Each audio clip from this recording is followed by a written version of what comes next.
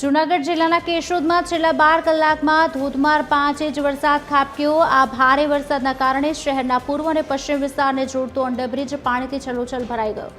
અંડરબ્રિજમાં પાણી ભરાવાને લીધે શહેરીજનો માટે આ મુખ્ય રસ્તો બંધ થઈ ગયો। થોડા દિવસ પહેલા જ ખુલ્લા મુકાયેલા આ બ્રિજમાંથી સમયસર પાણી કાઢવામાં ન આવતા તંત્રની કામગીરી સામે લોકોનો ગુસ્સો આસમાને પહોંચ્યો। જનતા આક્ષેપ કરી રહી છે કે તંત્રની કામગીરી વામડી સાબિત થઈ છે।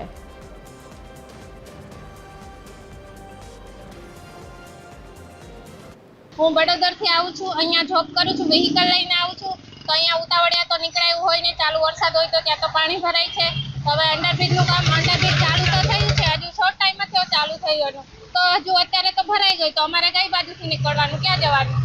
મુશ્કેલી પડે છે કે અમારે 5 થી 7 કિલોમીટર દૂર ફરીને આવવું પડે છે જે એરપોર્ટ રોડ પરથી, તો એ તો બહુ દૂર પડી જાય તો રોજનું એટલું તો કેમ ફરે? તંત્રએ કરવું જોઈએ કે ત્યાં પાણીનો જે નિકાલ છે વ્યવસ્થિત કરવો છે ને અંડરબ્રિજ તો ચાલે એવું જ નથી, ત્યાં તો પાણી ભરાવાનું જ છે, આ તો વર્ષનું છે, શું કરવાનું બોલો? આ બ્રિજ બનાવ્યો એ બહુ સારી વાત છે, પણ હવે એમાં પંપ મૂક્યા પણ એ શોભાના ગાંઠિયા સમાન છે, અંદર તો પાણી ભર્યું, માણસને કેવી હાલાકી થાય છે, અહીં કઈ રીતે નીકળવું એ માણસને પ્રશ્ન હજી એનો એ જ છે।